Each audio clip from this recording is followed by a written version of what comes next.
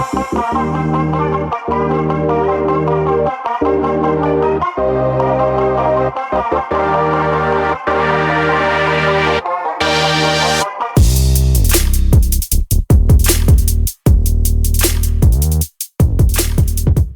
you for checking out Real Talk Personal Finance.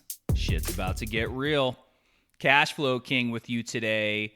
And today we are starting a brand new mini-series called Financial Bloopers.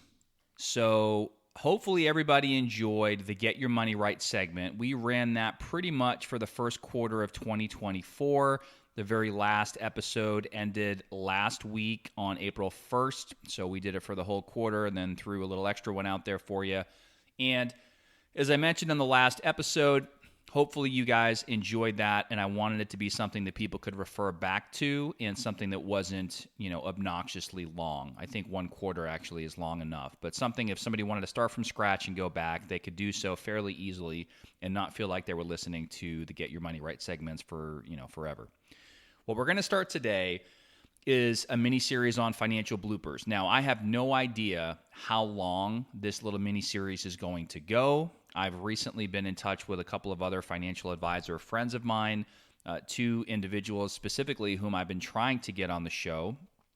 And I basically told them, look, I think what I want to do for the podcast is to put together this mini-series of real-life clients and the dumb shit that people do. And it's not intended to make fun of people, although we probably will crack a couple jokes and have a couple of laughs. But really, it's to give all of us out there a sense of, hey, you know what? Like maybe we aren't all that abnormal anyway because people do crazy shit with their money.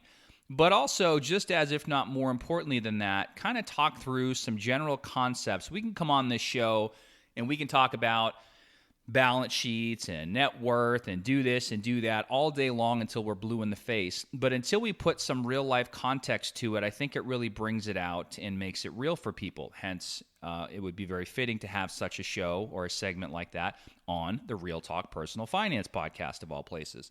So I don't know how long this is going to go. I'm going to kick it off here today. We'll get into the episode here shortly. I have two real-life clients, and of course, we're never going to say anybody's real name. We will always maintain confidentiality, and again, we just want to do this for entertainment and educational purposes and kind of point out some things that really do happen out there, which I think you'll find interesting. If you do, and even if you don't, but hopefully you do, and if you do, please feel free to email your feedback to the show at realtalkpersonalfinance@gmail.com. Also, if there's anybody in your life, real talk, right? Real Talk Personal Finance, that does some crazy things with their money or has made some really off-the-wall decisions or something maybe that you found out that just seems totally bizarre, feel free to email that into the show and perhaps we can entertain it and talk about it on the podcast. I don't have an exact format for how all of these are going to go, but for today, for the two clients that I'm going to talk about, I have sort of a overall theme, if you will, in terms of the lesson learned from the bizarre things that you'll hear about, and we'll talk through that, and then we'll just kind of go from there and see how this evolves over time. Before we get into that, a couple of really quick announcements. First, we now have 43 countries listening to the show, with the newest addition being Denmark. I'm not sure if I shouted them out yet or not. If I did, you guys get a double. If I didn't, here it is right now. So thank you to everybody out in Denmark who is listening to the Real Talk Personal Finance podcast, and thank you to all of our listeners who listen to the show. We really appreciate it. Number two, we will have the Q1 e-newsletter coming out for premium subscribers. So if you are a premium subscriber, once again, thank you so much for helping to support the show and keep the podcast going. If you're not a premium subscriber, we strongly would encourage you to consider becoming one. You can just click in the show notes, and there should be a link that says Become a Premium Subscriber today, and you can read about all the benefits that you get with that, one of which is access to Cube Crusher's quarterly e-newsletter that we email out to everybody, and we also record a separate private podcast, such as a premium podcast going over the newsletter, in addition to some other premium podcasts that we do that is only available to our premium subscribers, like the ATM Investments one that we did not too long ago. We also do some surprise giveaways. We had one of our listeners who's a premium subscriber win a $25 Panera Bread e-gift card. So it's currently $3 a month. I'm debating whether or not I want to change that. That's as low as I can make it per Buzzsprout and the way that they have their interface set up. So I try to make it as affordable as possible. And again, we don't do any ads or anything like that on the show. I think way back there was a couple spots where we had some affiliate relationships where we were just kind of testing some things out, and it was just me recording a spot. But we don't actually have ads, so you don't have to worry about skipping ahead or anything like that on your podcast. And one of the ways that we're able to do that and continue to pay for the show and host the show, including all of the archives, is through our premium subscribers who are contributing to the show. So if you can afford it and you like what you're hearing and you'd like to support the show in a financial way, it's currently $3 a month, so feel free to go ahead and check us out. All right. Without further ado, we're going to get into the financial bloopers, the very first one. And as I mentioned, I'm going to talk about two different clients, and in both cases are husband and wife. And I will say I work with different types of clients. This is a US-based show, so this is here in the United States, obviously. We primarily focus on retirement planning. Sometimes clients come to us from day one. Oftentimes they come to us from maybe somewhere else, and they may have made other financial decisions in their life before coming on board. And then also we have people like you'll hear about today that may have been with us for a period of time, but clients have a funny way of not always telling you everything. And sometimes things come out when you least expect it, and that's what we're going to get into today. So, first example, this is a couple, married couple. They are in their mid to late 50s. So one of them is 55, the other one is age 57. They have a pretty solid overall income. The client that's 57 earns roughly $300,000 a year. The client that is age 55 earns approximately $150,000 a year for a total combined household income of about $450,000. Now, some of you are going to listen to this and say, well, fuck this show, right? Like I only make 30 grand a year, or I make 3 million a year, or whatever, right? And that's fine. All of this is, going to be relative. And as you'll soon find out and hear through some of these, just because some of the numbers sound big, like the income, and we'll get into the net worth here in a minute, doesn't necessarily mean that these people are automatically and always making the most optimized decisions. So for example, you can have a client that earns significantly less with a much lower net worth that is actually in a better long-term financial position than somebody else who is earning more, has a higher net worth, but makes some bonehead moves, right? And so that's what this financial bloopers mini-series is here to kind of take a look at.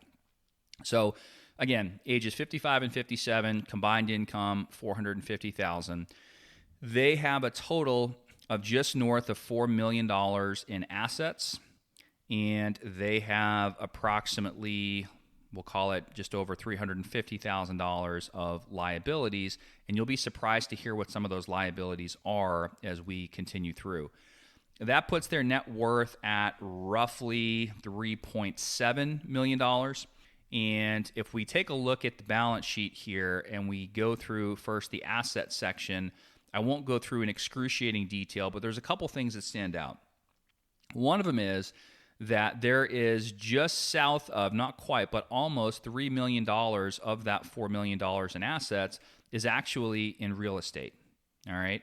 We got about a primary residence to the tune of about $600,000 of it. All right. So that brings you down to about $2.25 that is going to be comprised of a second home and a bunch of land. And again, to try to maintain confidentiality, I'm not going to get into excruciating detail on all of that. I will sum it up and say that there are some additional expenses, as we'll see, that go into maintaining and keeping up with that second home as well as that acreage that they have. So that's where, again, just under $3 million of it is. If we look at investable assets, we have combined between the two individuals approximately $1 million in retirement plans. That's spread out between, again, both of the clients. That spread fairly evenly. One of them's got about $550, the other one's got about $450, give or take a little bit. So that brings us to about a $1 million balance in our retirement plans. And then there's some additional sort of personal property. There's some other collectibles and some antiques and some different things like that in there that it's about, 6 figures or so in that area, a little north of that, which rounds out and makes up the almost $4.1 million in assets that we have. Now, as far as the liability side, so this is something that, for the longest time, I didn't know about really any of this. And that's another thing too. Just shout out and something to mention to anybody that's in the financial services space out there. One of the things that we started doing with clients, and every firm is a little bit different, is we do sort of what we call a net worth snapshot, kind of like what we did on the Get Your Money Right segment with you guys, where we talk about, okay, how do we build out our balance sheet? How do we take a look at what our assets are? How do we take a look at our liabilities and things along those lines, and ultimately come up with a net worth?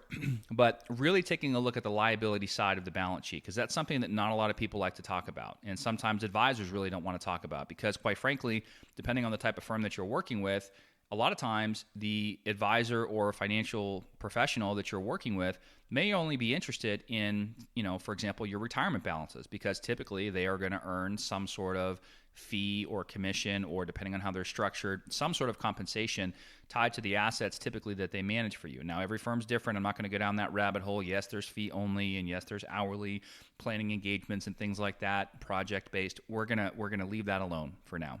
The point is, sometimes people don't want to talk about the liability side. And quite frankly, I think a lot of times, especially for clients like this, where on paper so far they seem like they're fairly financially successful, especially for your, average, everyday, middle America type of couple, they're embarrassed by some of the shit that they have going on. And so again, this isn't to like point the finger and make fun of them, but this is like real life shit that actually happens, okay? So if we get into the liability side, we have a HELOC, a home equity line of credit, that has a variable rate of right around 13%, where they have a balance on that, okay? They also had some credit card debt, which I didn't know about until this point, and they were paying at one time, believe this or not, 29.99% interest. They were able to consolidate that. They didn't consult with me on this. They just did a lot of this sort of either before we started working together, or it just came out, kind of the skeletons in the closet after the fact. They were able to consolidate that on a shorter term loan at 10%. They took out a personal loan for that portion. They had an HVAC that went out, so they have an HVAC loan at almost 10%. They have a car loan. A lot of people have auto loans. That's just north of 7%. They got a home mortgage. Is probably the largest portion of the overall liabilities, which is in the mid to high 3% range. No big deal there.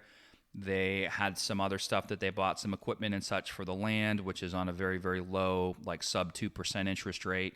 That's on a short-term loan. Really not as much of an issue with that. They did need to do some work on the other property. They were able to get that financed at 0% over a period of 5 years. And then, believe it or not, one of the two of them had a 401k loan that was outstanding for quite some time before we started working together, which is almost paid off. So what is the takeaway here? Well, first of all, the home equity line of credit at 13, the credit cards that were at 30 that are now at 10, the HVAC loan at 10, you're probably sitting there thinking to yourself, how the fuck do people that are worth almost $4 million and make almost $500,000 a year, how do they have these types of loans? How do they have this type of debt? And in their particular case, they do have kids that are in college, and they were cash flowing that along the way, so that's obviously not cheap. But sometimes I think the biggest takeaway here is just to speak to the importance of liquidity, because they did not have a very large cash position. And we may have talked about this at other points on the show, where I think a lot of folks, myself included at one time, are guilty of just shoveling as much money as possible into retirement plans for the future, which, don't get me wrong, that's important, but they don't really focus enough on the ifs, ands, or whatever can come their way when life happens to them today. And the last thing you want to do is short yourself from a liquidity standpoint, have all your money tied up, and then be forced to, like one of these clients had to do, take a 401k loan, or be forced into some of these other double-digit interest loans, getting into credit card debt. That's just not a game that you want to play, especially at this level. So I think most people, including them, would be willing to trade away and say, you know what, if we had a couple $100,000 less in retirement assets, but we had, an extra 100 grand or something, 50 grand or whatever the number is in the bank or credit union that's liquid, a lot of people would make that trade. Now, I understand that that's not a nice trade in absolute dollar terms, right? If I'm going to take 200 grand off a retirement account and put 50 grand in the bank, you'd probably rather have the 200 grand in the retirement account. That's not what I'm saying. But the point being that you want to make sure as you're building out your balance sheet, as you're building up your asset column, you want to make sure you have some cash and some liquidity so that when things do surface, you're not forced to get yourself in a position like this. Now, fortunately for them, there are some things that they're cleaning up, including some of the liabilities that we mentioned at these higher interest rates. There are some additional expenses that are going to be in place, and we kind of timeline this out anywhere from 3 to 10 years from now. But when you look at sort of longer term baseline living expenses, in their particular case, they really don't need that much money to live on. Their baseline ballpark annual living expenses, excluding healthcare, which we account for separately, and that's a whole separate conversation, is around $4,000 a month. All right. But in the meantime, right now, it's more than double that because they have about $5,200 or $5,200 per month additional on this sort of timeline that's going towards other things. So, for example, they have a $700 a month obligation that will continue for 3 years, and then that will fall off.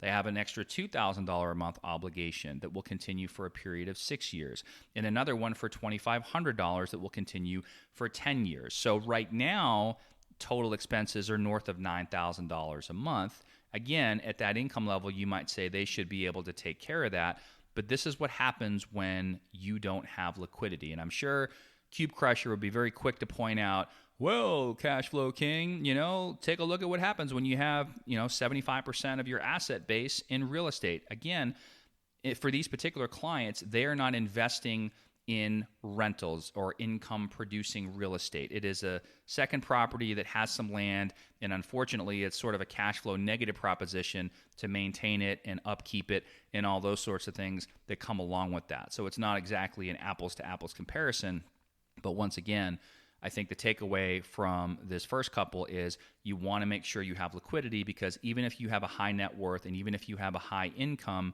shit like this can happen and you can find yourself, and again, they'll be cleaning this up pretty much in no time, but it's still inconvenient and just, I would want to pull my hair out personally if I was making combined $450,000 a year, I was worth $4 million, and I had a credit card at almost 30% at one time.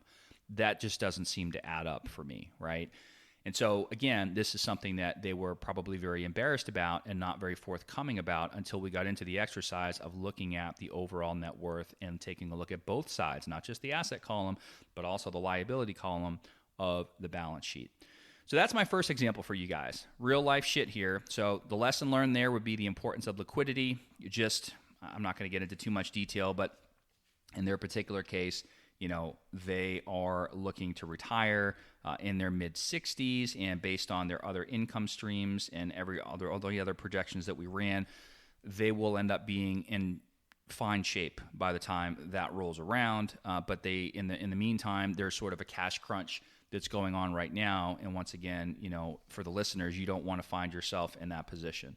So I would make an argument, as I said just at the beginning of the show, that you could have somebody with a significantly lower net worth and significantly less income that could potentially be in a better financial position, at least in the shorter term, based on what they have going on. So again, the lesson is stack some cash so you don't get fucked on high interest rate debt.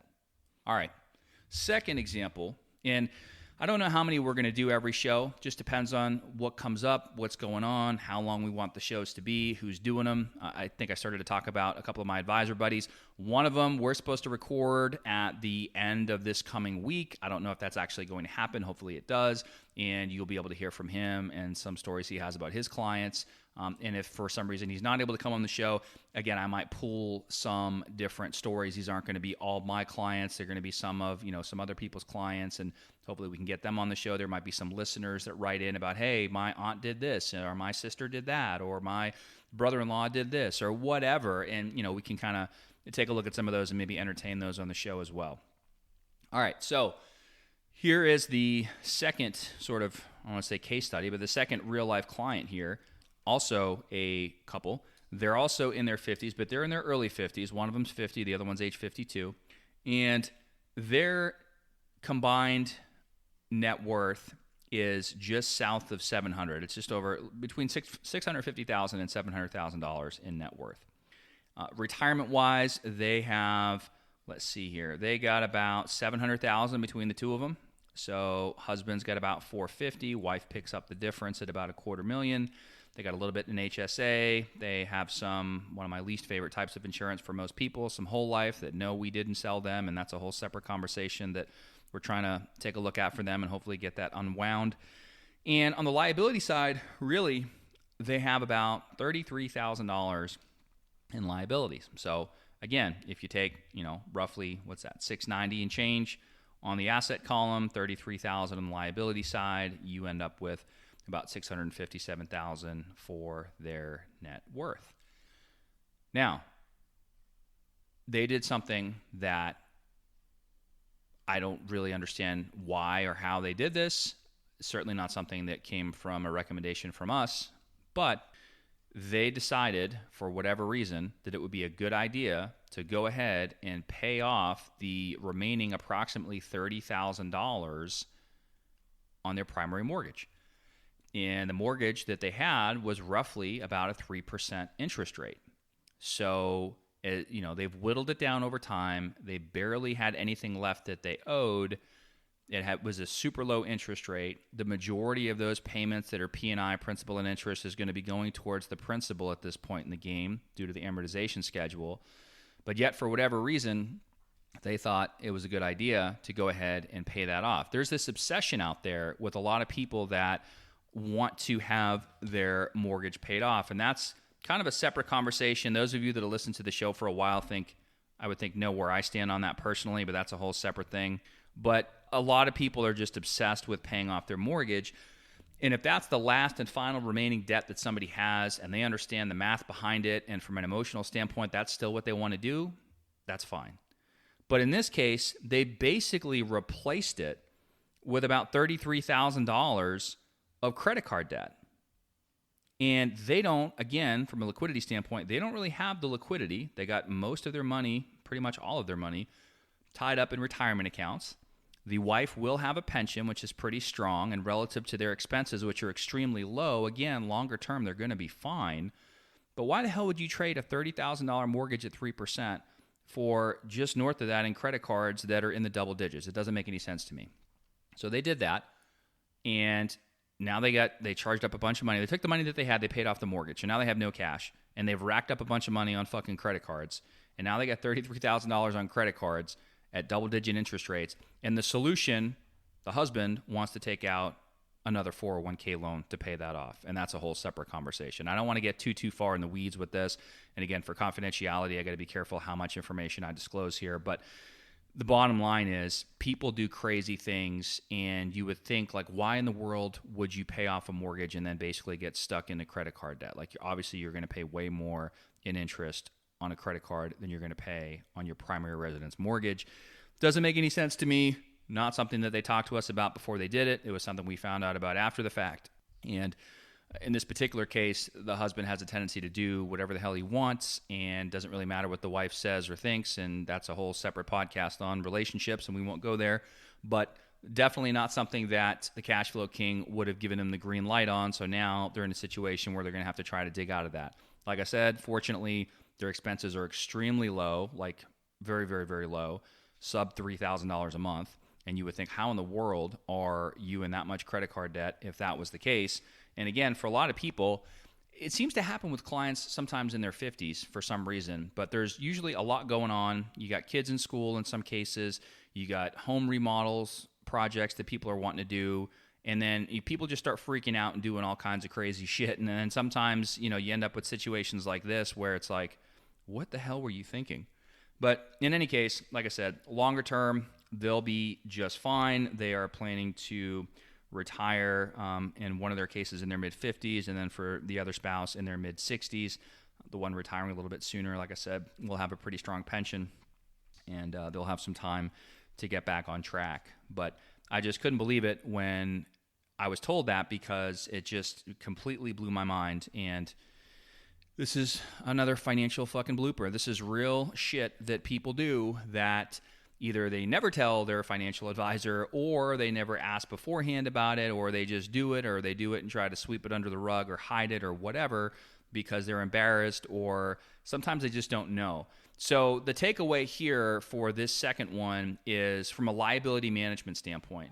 Again, going back to looking at both sides of the balance sheet, taking a look at the liability side of the balance sheet, and really having an understanding of what it means to have mortgage debt, what it means to have credit card debt. What does that look like? And if you were to make a decision, how does that affect the rest of your financial picture? Just because you pay off a debt in full, completely at 100%, if you take all your available resources to do that and you leave yourself with nothing, and you still need to live, and again, life happens and expenses surface, you're not leaving yourself a lot of options. So just something to think about.